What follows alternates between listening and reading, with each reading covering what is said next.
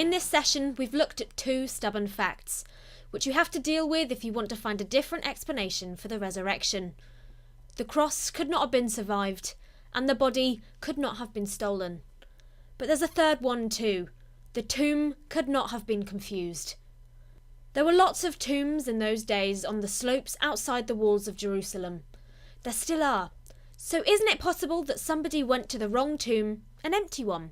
And without waiting to discover their mistake, they might have gone off and spread the news that Jesus' tomb was empty. The story would have spread like wildfire, and the authorities could do nothing to stop it. Then, people would start claiming to have seen Jesus, just as today they claim to have sighted Elvis at the bus station, and the legend would grow and grow. Isn't this reconstruction just as plausible as the Christian version? You can probably already work out what's wrong with it, just from the evidence we've examined so far. But let's look at three objections. First, Jesus' tomb wasn't empty. What convinced Peter and John when they came running to see for themselves was that the bandages were still there, and the head covering had rolled off into a corner by itself, just as if the body had risen through it. There was no evidence of bandages being torn off in a hurry by someone who had just revived, or by some robber who was smuggling the corpse away. But still, there were bandages. This wasn't the wrong tomb. Jesus had really been there. Second, the authorities weren't powerless to stop the story. If they really did have Jesus' body all snug and secure in the real tomb somewhere down the road, all they had to do was to show people the truth. Put Jesus' corpse on display for a couple of days, and nobody in Jerusalem would be fooled any longer. When Mussolini was shot towards the end of the Second World War, people all over Italy wondered if it was true. After all, he had escaped before. But as soon as they saw pictures of Il Duce and his mistress hanging upside down from a rusty beam outside a Milan petrol station, they knew he was gone and he wasn't coming back.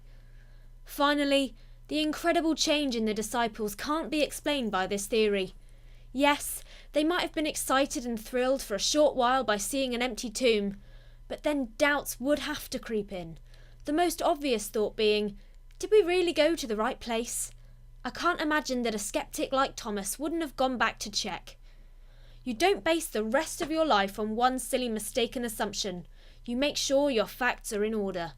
When Jesus started appearing to them shortly afterwards, they didn't just blindly accept that a miracle was happening. Some of them, Thomas in particular, took a lot of convincing. And even 6 weeks later, when Jesus finally came to them for the last time, it's recorded that some doubted whether it was him or not. There wasn't a happy, uncritical atmosphere of blind, credulous believing. These guys knew it would alter everything if Jesus were really there, and so they needed to be certain. And the fact is, as history records, they did become certain. They took their message to the very heart of the Roman Empire, and they paid for it.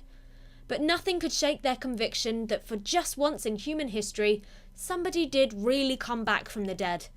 He'd come back to show that death was a defeated enemy, that friendship with God was truly possible for any human being that would accept it, and that he himself was the King of Glory, not just another dead body.